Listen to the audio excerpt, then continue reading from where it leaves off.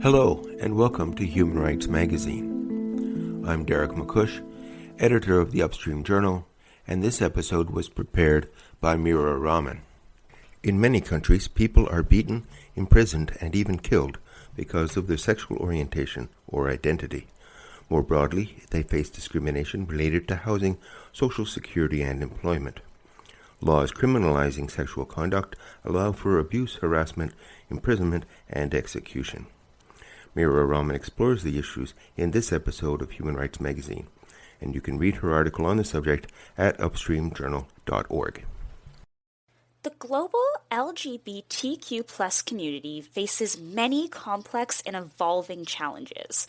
While from an outside perspective, it may seem as though the fight for equality has been won, there is still a long way to go. My name is Meera Raman, and this past month I talked to 3 experts in the field of LGBTQ+ activism over Zoom to understand the global challenges facing the LGBTQ+ community.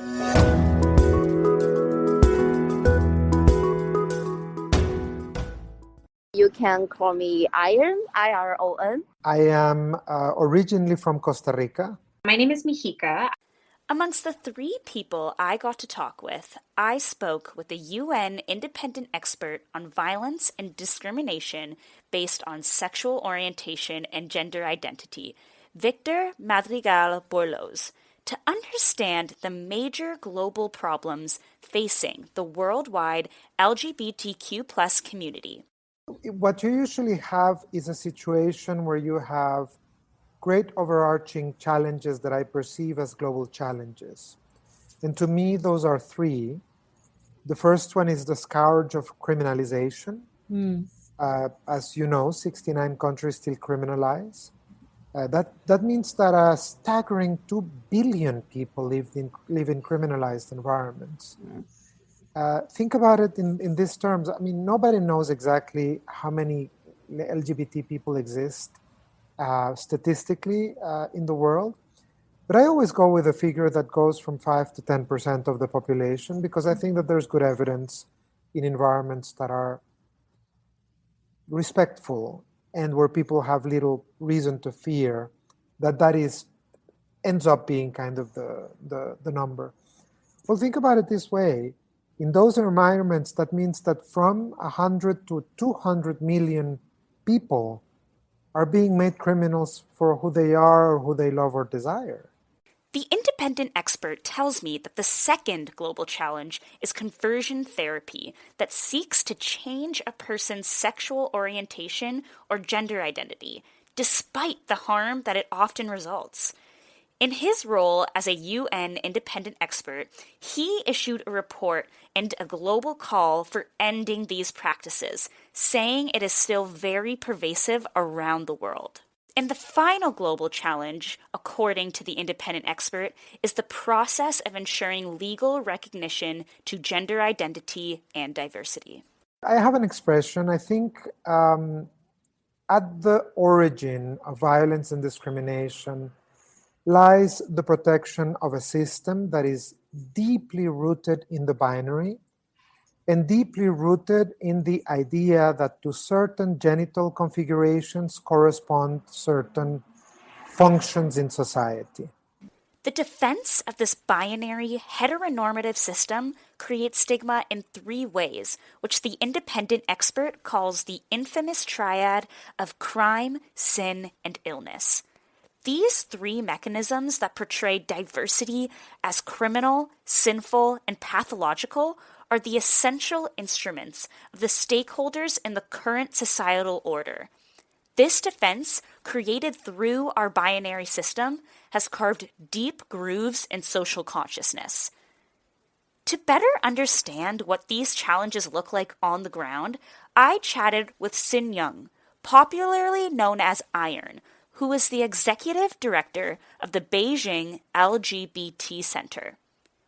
Iron identifies as a pansexual woman and has been working at the center for 8 years. She spoke with me about the current issues in Beijing surrounding LGBTQ plus rights and what her center is striving to accomplish. Our center is the first and the biggest LGBT center in China. And actually, we are playing a leading role on LGBTIQ mental health and transgender support system and workplace diversity and inclusion. Along with community engagement, the organization's advocacy is informed by the research and the surveys that they send out to the wider Beijing LGBTQ plus population to collect data and produce evidence. China has legalized same-sex marriage, but this research has identified the prevalent, deep-seated issues affecting the LGBTQ plus community. According to the survey we conducted in 2016, only 5% of LGBTIQ people are completely out in their life due to the social price discrimination. According to another survey we conducted in 2014, that survey was about mental health situation of LGBTIQ people in China, and we found that the high risk of depression regarding this topic, LGBTIQ people suffered high risk of depression triple than heterosexual people.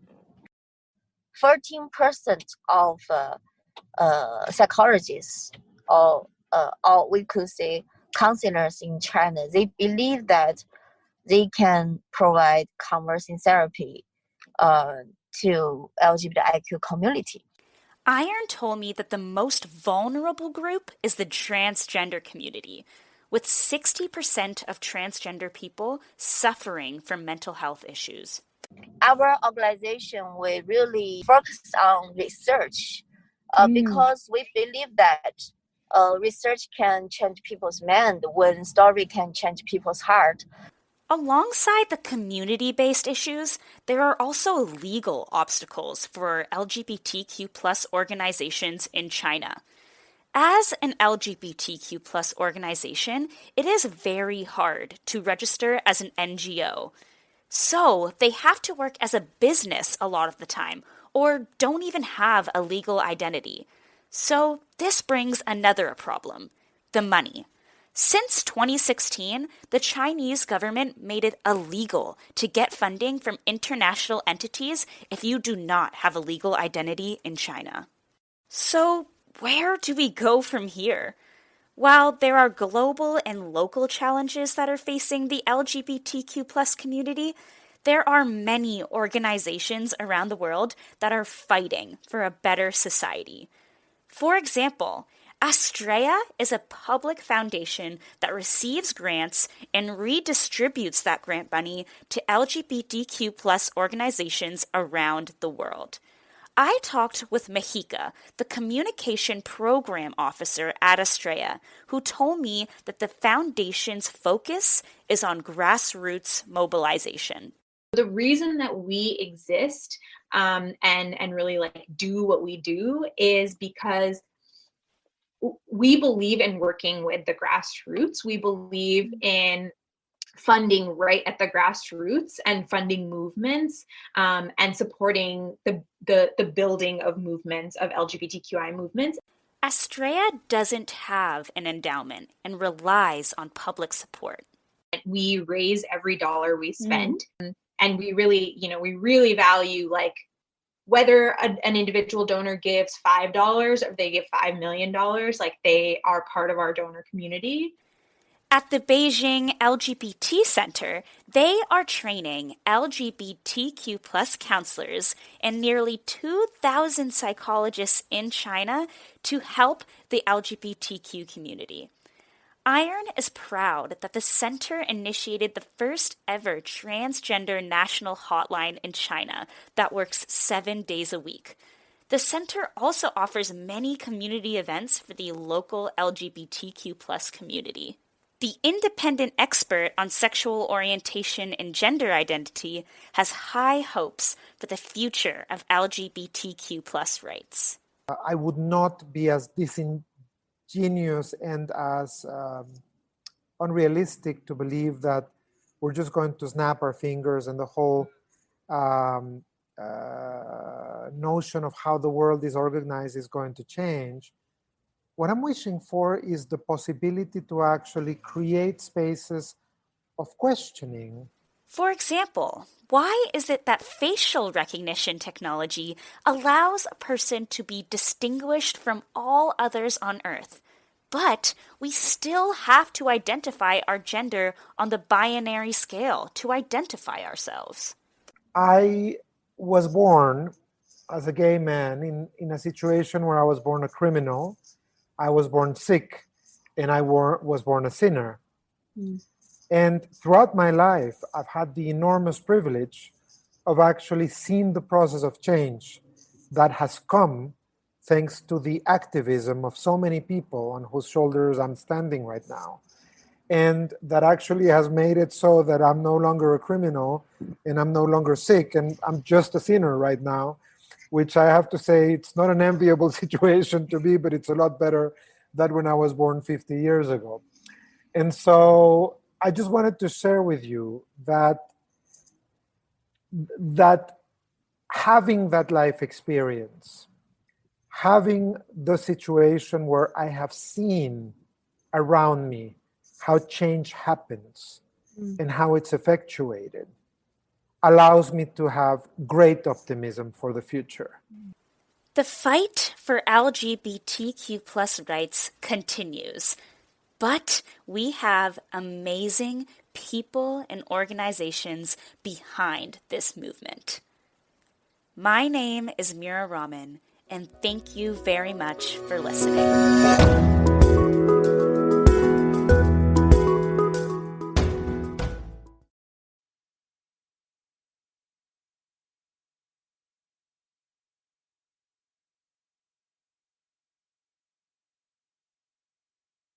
Thank you for listening to this episode of Human Rights Magazine. The podcast is brought to you by the Upstream Journal. I invite you to consider supporting the program and the magazine with a contribution through PayPal as you explore other episodes.